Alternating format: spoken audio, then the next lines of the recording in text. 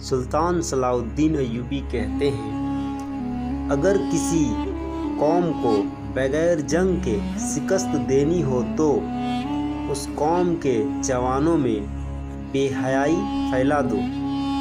سلطان کا یہ عظیم قول تاریخ کے آئینے میں، یہ تاریخ کا وہ منظر ہے جب جولائی 1187 عیسوی کو حطین کے میدان میں 7 صلیبی حکمرانوں کی متحدہ فوج کو، جو مکہ مکرمہ اور مدینہ منورہ پر قبضہ کرنے آئی تھی، ایوبی سپہ سالار نے عبرتناک شکست دے کر مکہ اور مدینہ کے جانب بری نظر سے دیکھنے کا انتقام لے لیا تھا، اور اب سلطان حطین سے 25 میل دور اقرا پر حملہ آور تھا۔ سلطان صلاح الدین ایوبی نے یہ فیصلہ اس لیے کیا تھا کہ اقرا صلیبیوں کا مکہ تھا اور ان کے لیے نہایت قابل تعظیم جگہ تھی۔ سلطان اسے تحقیق کر کے مسجد اقصی کی بے حرمتی کا انتقام لینا چاہتا تھا۔ دوسرے بیت المقدس کے پہلے سلطان اقرا پر اس لیے بھی قبضہ چاہتا تھا کہ صلیبیوں کے حوصلے پست ہو جائیں گے اور وہ جلد ہتھیار ڈال دیں گے۔ چنانچہ اس نے مضبوط دفاع کے باوجود اقرا پر حملہ کر دیا، اور 8 جولائی 1187 عیسوی کو اقرا ایوبی افواج کے قبضے میں تھا۔ اس معرکے میں صلیبی انٹیلیجنس کا سربراہ برمن بھی گرفتار ہوا، جسے فرار ہوتے وقت ایک کمانڈر نے گرفتار کیا تھا۔ گرفتاری کے وقت برمن نے اس کمانڈر کو خوبصورت لڑکیوں اور بہت سے سونے کی رشوت بھی پیش کی تھی تاکہ وہ اسے جانے دے، مگر کمانڈر نے اسے رد کر دیا۔ برمن کو جب سلطان صلاح الدین ایوبی کے سامنے پیش کیا گیا تو اس نے دشمن ہونے کے باوجود گرفتار کرنے والے کمانڈر کو خراج تحسین پیش کرتے ہوئے سلطان ایوبی سے کہا، سلطان معظم، اگر آپ کے تمام کمانڈر اسی کردار کے مالک ہیں جیسا کہ یہ کمانڈر جو مجھے گرفتار کر کے یہاں لایا ہے، تو میں آپ کو یقین کے ساتھ کہتا ہوں کہ آپ کو بڑی سے بڑی فوج بھی یہاں سے نہیں نکال سکتی۔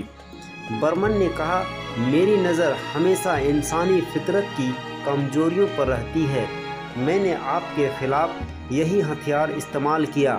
میرا ماننا ہے کہ جب یہ کمزوریاں کسی جنرل میں پیدا ہو جاتی ہیں یا پیدا کر دی جاتی ہے تو شکست اس کے ماتھے پر لکھ دی جاتی ہے۔ میں نے آپ کے یہاں جتنے بھی غدار پیدا کیے ہیں ان میں سب سے پہلے یہی کمزوریاں پیدا کیے۔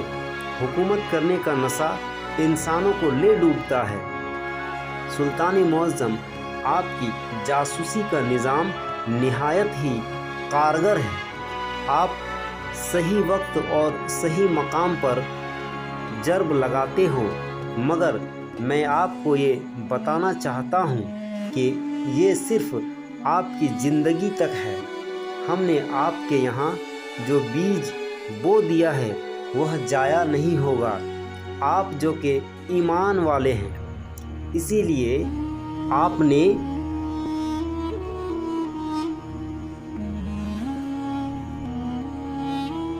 بے دین عناصر کو دبا لیا، لیکن ہم نے آپ کے امراء کے دلوں میں حکومت، دولت، لذت اور عورت کا نشہ بھر دیا ہے۔ آپ کے جانشین اس نشے کو اتار نہیں سکیں گے اور میرے جانشین اس نشے کو مزید تیز کرتے رہیں گے۔ سلطان معظم، یہ جنگ جو ہم لڑ رہے ہیں یہ میری اور آپ کی یا ہمارے بادشاہوں کی اور آپ کی جنگ نہیں ہے، یہ تو کلیسا اور کعبہ کی جنگ ہے جو ہمارے مرنے کے بعد بھی جاری رہے گی۔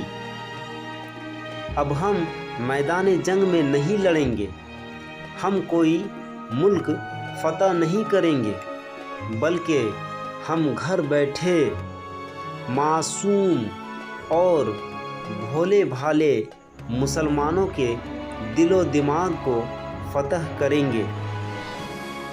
ہم مسلمانوں کے مذہبی عقائد کا محاصرہ کریں گے۔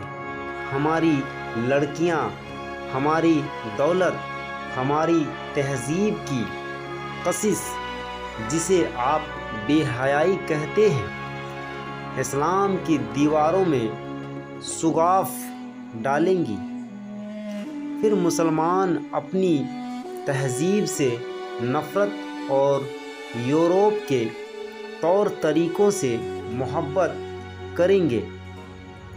سلطان معظم وہ وقت نہ آپ دیکھیں گے اور نہ ہی میں دیکھ سکوں گا، بلکہ ہماری روحیں دیکھے گی۔ سلطان صلاح الدین ایوبی جرمن نژاد برمن کی باتیں بڑے غور سے سن رہا تھا۔ برمن نے مزید کہا، سلطان معظم، آپ کو معلوم ہے کہ ہم نے عرب کو کیوں میدان جنگ بنایا؟ صرف اس لیے کہ ساری دنیا کے مسلمان اس خطے کی طرف منہ کر کے عبادت کرتے ہیں، اور یہاں مسلمانوں کا کعبہ ہے۔ ہم مسلمانوں کے اس مرکز کو ختم کرنا چاہتے ہیں۔ آج آپ بیت المقدس کو ہمارے قبضے سے چھڑا لیں گے، لیکن جب آپ دنیا سے اٹھ جائیں گے، مسجد اقصی پھر ہماری عبادت گاہ بن جائے گی۔ میں جو پیشین گوئی کر رہا ہوں، یہ اپنی اور آپ کی قوم کی فطرت کو بڑے غور سے دیکھ کے کر رہا ہوں۔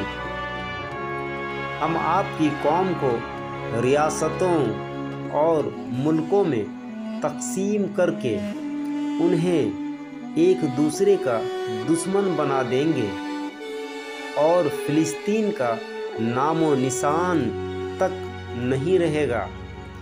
یہودیوں نے آپ کی قوم کے لڑکوں اور لڑکیوں میں لذت اور شہوت پرستی کا بیج بونا شروع کر دیا ہے۔ ان میں اب کوئی نور الدین جنگی اور صلاح الدین ایوبی پیدا نہیں ہوگا۔